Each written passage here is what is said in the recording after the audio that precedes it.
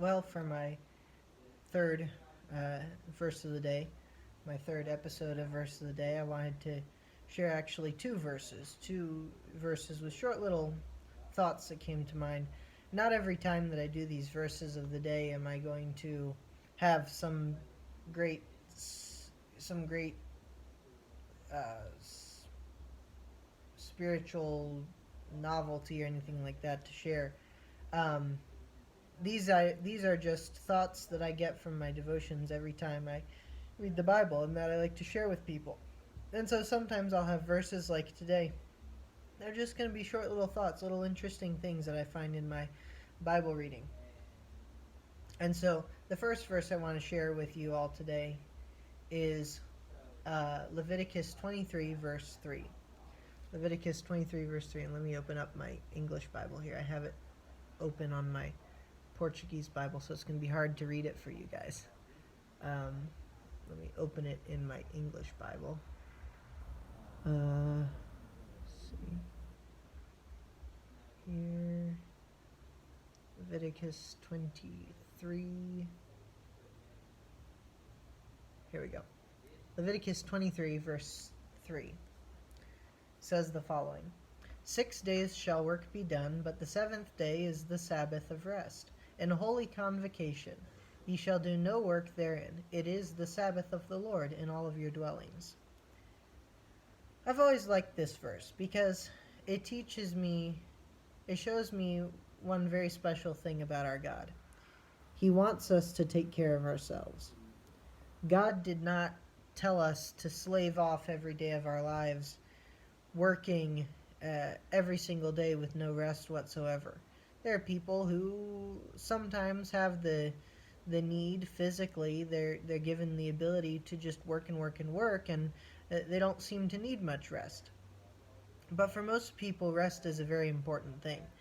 And though usually a good night's sleep can take care of the rest that our bodies need, God specifically says here in the law he gave to the Israelites that one day out of their week needed to be separated specifically for them to rest and also for them to worship God and spend time studying his word and things like that. And so what I like about it is the fact that God does care for us enough to let us know how far our bodies can go without rest, and when we will probably need to take a moment to rest. Uh, some people's jobs make them work. Well, not make them work, but for some people's jobs they have to work 5 days. Some people's jobs they have to work 6 days. Some people have to work every day of the week. I've known people who have to work every day of the week. But um, I just love the fact that God makes a point of stating in the law to the Israelites, and it's a good rule for us to follow nowadays as well, that we work 6 days and do the things we need to do for 6 days, and then on a seventh day we rest and take a day to worship God and spend time with Him. For most of us, it's Sunday. We usually choose Sunday. I know there are some other people who choose other days of the week to rest, but on Sunday is usually the day I choose to rest and spend time with God because there are more church services that happen that day and things like that, where I can focus more on God. But the point of this day of rest is to spend time with God, is to rest your body and strengthen your spirit to spend time with God. So that's the first verse I thought was very interesting. I wanted to share with you all.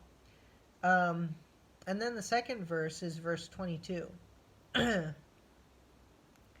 Verse 22 reads, And when ye reap the harvest of your land, thou shalt not make clean riddance of the corners of thy field when thou reapest, neither shalt thou gather any gleaning of thy harvest. Thou shalt leave them unto the poor and to the stranger. I am the Lord your God. And so this verse, I like it because of the fact that God made provision for the poor people. In the New Testament, Jesus says to one of his disciples, I don't remember which one, but he says to one of his disciples, "The poor you will always have with you." And so God made a provision in the law he gave to the Israelites for the poor people who would not be able to support themselves in other ways. Widows, orphans, uh, men who have disabilities, just people who have more difficulty with normal jobs than other people do, who don't have disabilities or don't have problems in their lives like those. And so he made the provision that the people would leave a part of their land for those unfortunate people to reap what was there. Not that these people would be getting free food or free money, but that they would be working to gain their food. They would have a little bit of an easier work to do that would allow them to gain the food they needed. And I think it's something we have lost over the course of human history. Governments can argue over what's the best way to take care of the poor in a country. But I believe that biblically, the best way to help the poor is, as the church will often do for their members, is to give to members who are having problems or things like that within the church. And also to offer easy jobs to these people. Simple jobs that can be done by anyone. And so I think that's something we lack nowadays a lot. We end up giving, our governments especially, end up giving to poor people free things, and they end up becoming, many end up becoming complacent and just accepting what is given to them rather than actually looking for something to work. I don't claim that that is every person.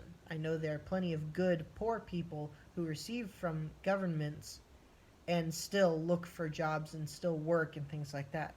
However, there are still those who only take advantage of what is given to them and don't actually work, which is a sin in and of itself to not work.